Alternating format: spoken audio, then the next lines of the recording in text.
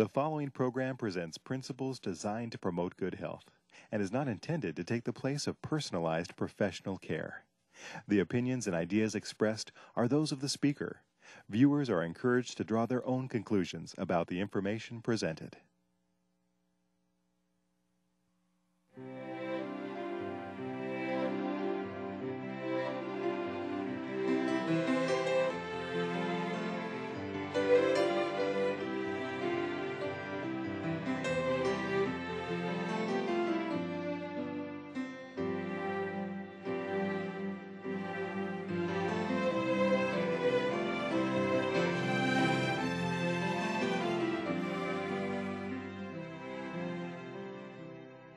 Hello and welcome to Health for a Lifetime. I'm your host, Don Mackintosh, and today we're going to be talking about diabetes. Do you have diabetes? Does someone you know have diabetes? It's a huge crisis in this country and around the world. It's increasing. And our specialist today, the person we're talking with, is Dr. Tim Arnott. And really you're a specialist in family medicine and also lifestyle medicine, but you see a lot of diabetics at the Lifestyle Center of America. Is that correct? We see well over 40% of our patients with diabetes. Now, what exactly is diabetes and what kind of a problem is it in our country and around the world? Well, basically, diabetes is having too much sugar inside your blood. That's the basic problem. We need sugar, but when you have too much of it, it causes a lot of problems. Now, there are two basic types of diabetes. See, in order to get the sugar inside the cells, you need insulin. So in type 1 diabetes, these individuals, usually young individuals, completely lose their ability to make insulin. In other words, that organ in the body, the pancreas, that makes the insulin is completely knocked out, and they're not able to make any insulin. So that's type 1? That's type 1. Okay. But that's a minority of the individuals with diabetes. Only about 5% of those with diabetes have type 1 diabetes. Okay. Over 95% have type 2 diabetes. Now, it's typically been called adult-onset diabetes in the past, but now we see type 2 diabetes showing up in younger and younger individuals, even in elementary school. Is that right? Do you see people that young at the Lifestyle Center? Not usually. Usually people come to us when they're starting to have side effects, problems, and real serious situations. But in type 2 diabetes, the people have insulin. They're making insulin, but the body is not responding to it. In other words, they have insulin right there where they need it, but the cells are just not responding to it like they should. So here we have your blood vessel, and as that blood is going through the blood vessel, it's carrying insulin, or the insulin's carrying along whatever's needed to get into the cell, but it can't get in. Is that what you're saying? That's right. There's plenty of sugar, there's plenty of insulin, but it's just not getting into the cell. The cells are not responding to that insulin.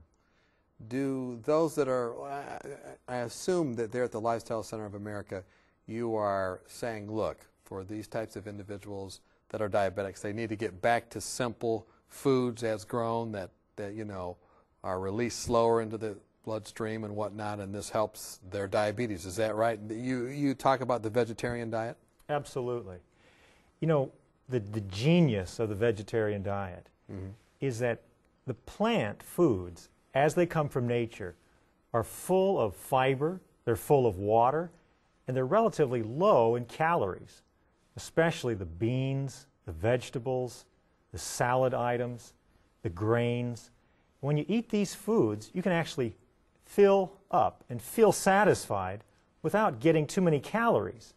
And part of the problem in diabetes is that we get too many calories coming into the body, and the cells start to fill up with this energy in the form of fat, typically. And the more of the energy that comes into the cells, the less the cell can bring in that energy. In other words, it starts to decrease its response to the insulin. But as you start to take on a diet where you're not taking in so many calories, a plant-based diet, you're actually starting to lose weight. The energy starts to decrease out of the storage compartments, so to speak, and the cells wake up and they start to respond to that insulin. and the blood sugar goes down. Do vegetarians ever develop diabetes? Well, this is an interesting idea, because we would think that if you're going to be a vegetarian, you wouldn't have any problem with diabetes. But in fact, when I was practicing in Iowa for a period of 3 years, I would see a number of different people who were vegetarians, and they still had problems with their blood sugar. We can still be on a rich diet and be a vegetarian. Like what? Well, what I mean by that is when we eat foods that are highly processed, highly refined, concentrated energy sources. For example, fake steak, phony bologna? Well, you know, if you go into a grocery store Okay. and you look at the packages, Right. you know, a lot of these packages contain things like corn syrup, partially hydrogenated oils, enriched wheat flour. These are all foods that are plant in origin, they're vegetarian, but the fiber's been removed. Okay, so they're refined. And the water's been removed. And so they're concentrated, and they bring in more energy into the body than what was necessary, and so the weight starts to go up. And then diabetes can show up later on. What about tofu? Is it a processed food? Tofu is a processed food. And again, I'm not saying never eat tofu, but I'm saying we need to be careful. If our weight is starting to creep up, we might want to consider using foods in more unrefined and unprocessed state. Even if we're vegetarians. Even if we're vegetarians. Now, in diabetes then, as I understand it, the sugar goes up either because there's insulin resistance or because there's not any insulin made, like you said. Right. And what's the problem with the sugar going up? I mean, you know, what's the problem with having a little more sugar around? Well, one of the issues is that as your sugar begins to rise, it doesn't just stay there by itself. It begins to attach to other things in the blood. And one of the major constituents of the blood are proteins. And, you know, most of the major protein in the blood is albumin. That's one of them. Another major protein in the blood is hemoglobin. And hemoglobin is the protein, of course, that's carrying the oxygen out to the tissues. And it's very interesting that everyone has a certain amount of their hemoglobin protein that's attached to sugar. I see. About 3 to 5% of our hemoglobin is attached to a sugar. Now, there's a problem when sugar attaches to hemoglobin. What's it do to it? Well, actually, you can think of hemoglobin like a donut, or some have said like a bagel. Okay. Don't want the sugar to go up. All So right. we have this hemoglobin, it's Right. like a bagel. Okay. Well, hemoglobin actually attaches to oxygen very strongly. Now, the Creator has designed a chemical called DPG. DPG. DPG, diphosphoglycerate. Okay. Kind of a complicated name, but all it is, it's a substance that fits inside that bagel.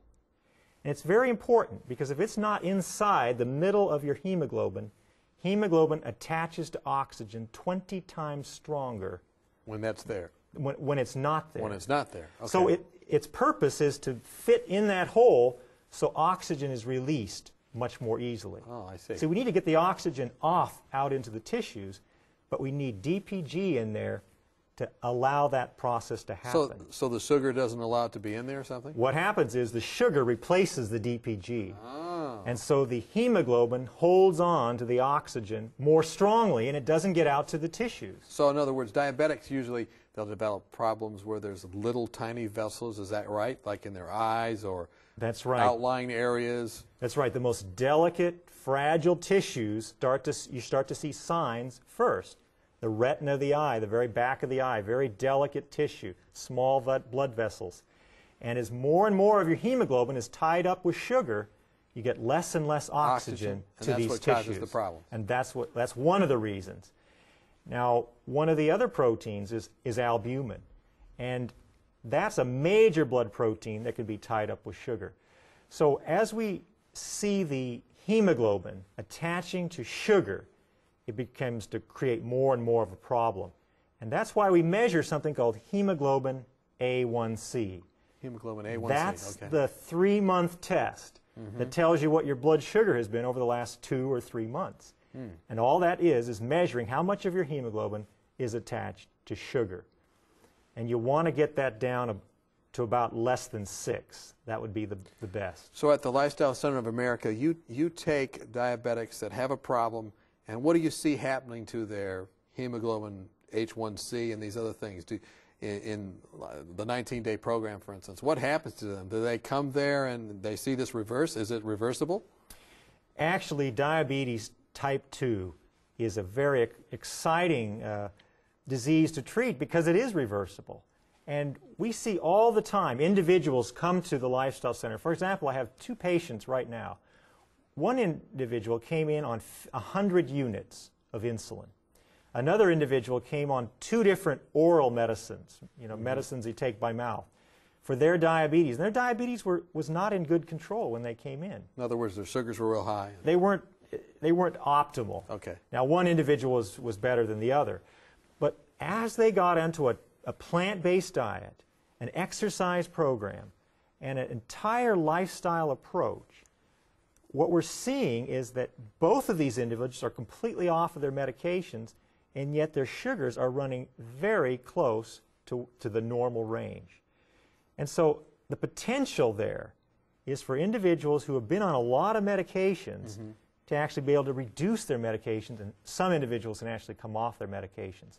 But it requires a lifestyle approach in order to facilitate that. So what I hear you saying is that sugar, I mean, lots of times when I would take care of people that had diabetes, they say, look, my doctor tells me I have sugar. And they called it exactly that. And, in my mind, I used to think, what is that? Is that like white stuff that we talk about being sugar, the brown sugar? What is that? What exactly is happening there? But what I hear you saying is that sugar itself is not bad in the sense of in the body. It's just bad if it stays too long in the bloodstream and doesn't get into the cells. Am I right about that? Tell me a little bit about sugar. Is it good? Is it bad? I know where it should be. It should not be, or where it should not be from what you've told me, and that's not in the bloodstream for too long. Well, absolutely. Sugar is essential. In fact, our brain only uses sugar. And so that's a very important fuel. How sweet it is. The problem is that the Creator designed the system so that the sugar stays between a lower range and a higher range. And it doesn't get below that range or above that range. So like the oil in your car. Yeah, exactly. Okay. And so in diabetes, the sugar levels start to rise, and they're at a level that's too high. And so that starts to cause all of these other problems. Now we know that the sugar levels can actually damage the lining of the arteries and actually promote heart disease. Well, how do you get the sugar then into the cells? Well, what it actually takes, and what it's important to understand, is that all of the cells make these little doorways for the blood sugar to pass into the cell. And there are 2 tissues that we want to focus on in diabetes, and that is the muscle tissue and the fat tissue. They make these little proteins that are doors for sugar. And in diabetes, what happens is the insulin is made by the pancreas in type 2 diabetes. And the insulin comes along to the cell, and it signals the cell to bring those doors up to the surface. So it knocks on and says, open up. Right. Okay. And in a person without diabetes, the cell responds to that signal. The doorways go up to the surface, and the sugar goes in. See, when those doors are on the surface of the cell, the sugar goes in automatically. If they're there, the sugar goes in. Okay. So the problem is in diabetes that the signal is sent, the insulin is sent, and it tells the cell, bring the doors up, and it doesn't happen. And they don't come up. But as you start to reduce the energy that's stored in those cells, in other words, the excess fat, through an exercise program, through a plant-based diet, the cell starts to respond and it sends those doors up to the surface. You are a Christian physician, and that means that you believe in the Lord, you believe in Christ, and you give Him the glory for what you do. And out of all the books you've studied, if you could recommend a textbook concerning diabetes, what would it be and why? The best health textbook are the Scriptures. The Holy Bible is the very best. In fact, I would say it's the only health textbook that you really need. So what does it say about diabetes? Well, actually, it doesn't say anything specifically about diabetes per se, But if you will follow the guidelines in the Bible, and you don't have to read very far, the very first chapter and the 29th verse tells you the diet, the best diet for someone with diabetes. Fruits, whole grains, and nuts. Now, we want to talk a little bit later about what kind of fruits and how many for the person with diabetes.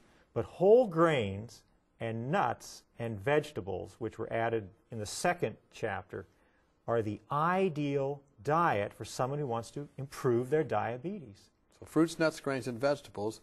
And that's why you're saying this is the best textbook, because it gives the plan that, is this the plan you use at the Lifestyle Center of America? Absolutely. Now in the second chapter, verse 29 of Genesis, it tells us there what kind of an activity program that we were designed for. It says, in the sweat of your face shall you eat bread all the days of your life. So you need to get out there and exercise. In other words, we need an exercise level that causes us to sweat.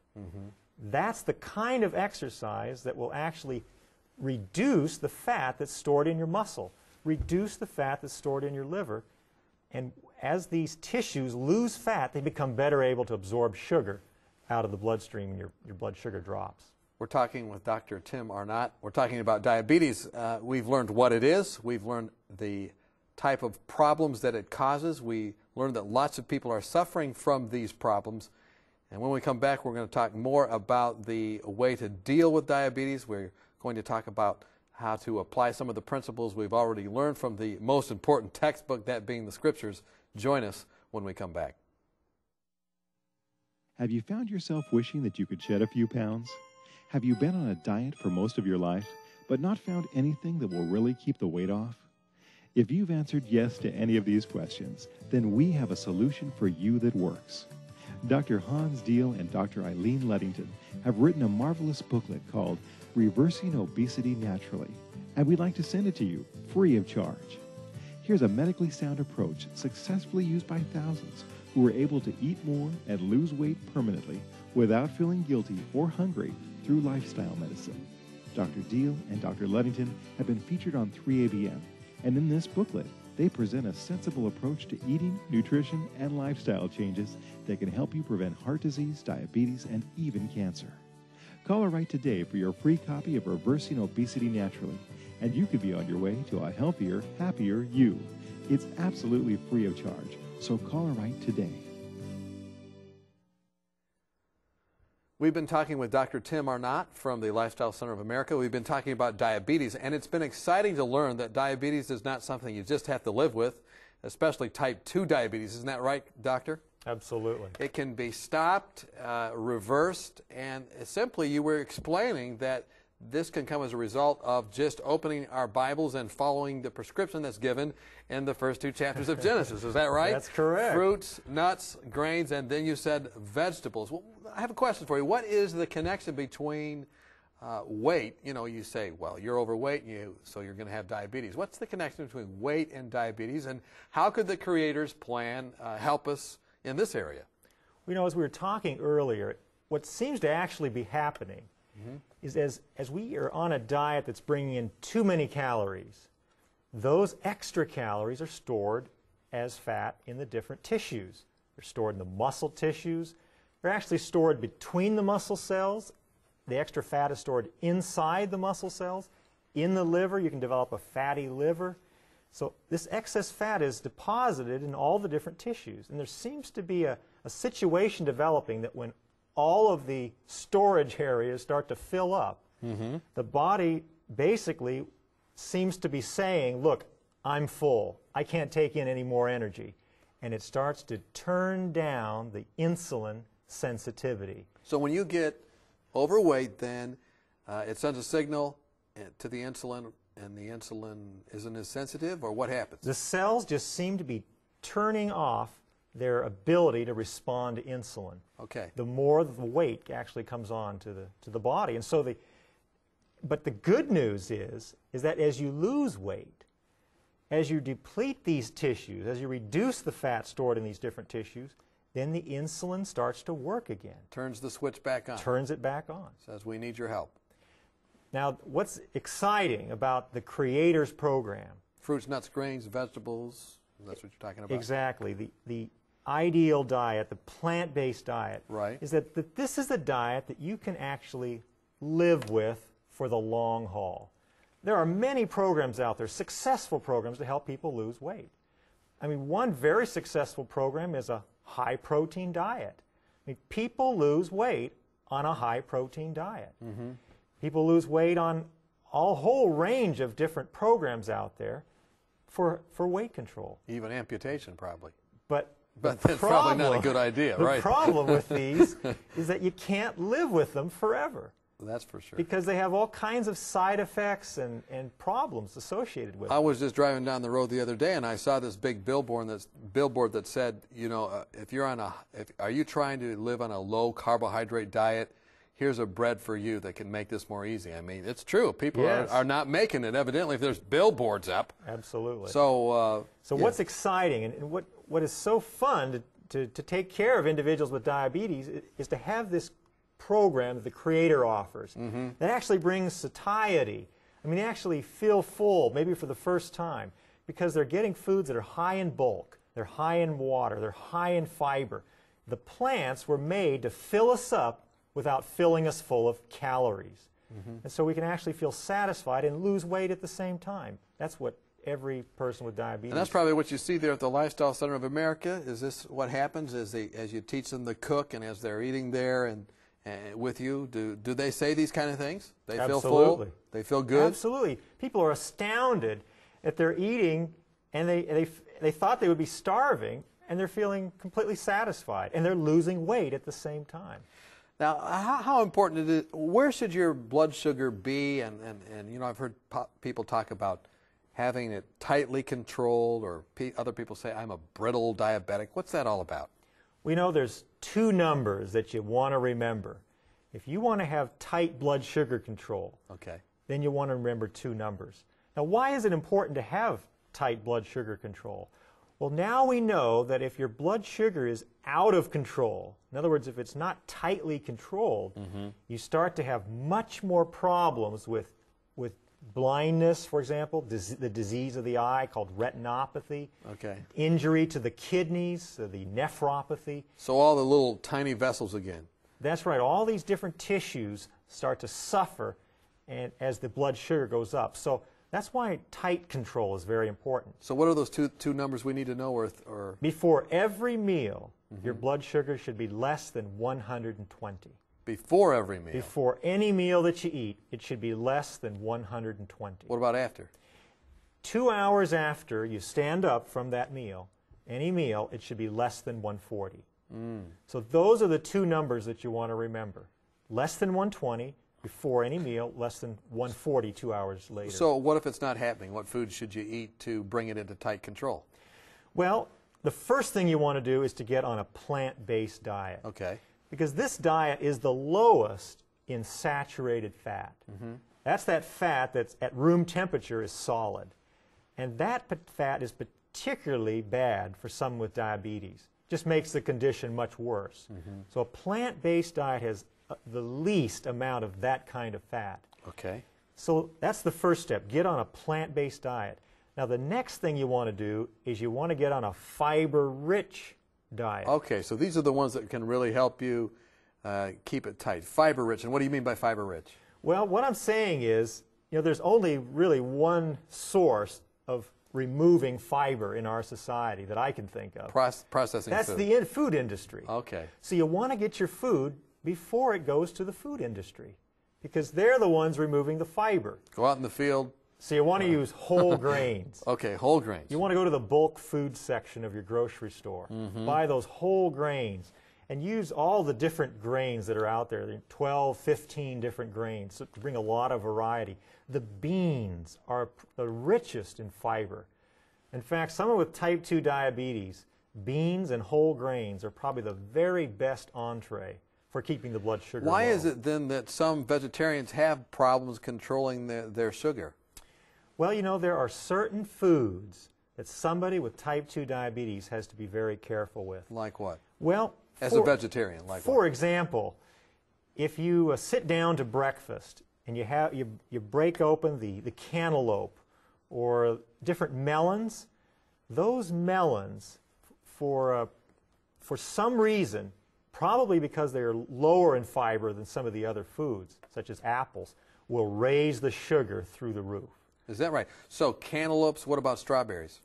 Strawberries are much better. What about blueberries? You know, the best foods Okay. in the fruit category for All right. someone with diabetes are what we call the northern fruits. They grow up in Michigan, Washington. The apples, peaches, peaches, pears, all the fruits with pits.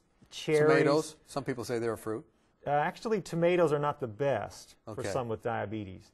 I'm not saying never eat So them. apples, pears, peaches, And the pits, fruits with pits. fruits with pits. The Okay. plums, the peaches, the cherries. And the others doesn't mean you can't ever have them, but you have to be very careful. You have to be very careful. And again, you want to have your goals, your blood sugar goals. And so you want to be testing your blood sugar And know where you are. and know where you are. And if you're not meeting your goals, then you might want to use fewer of the melons and more of the apples.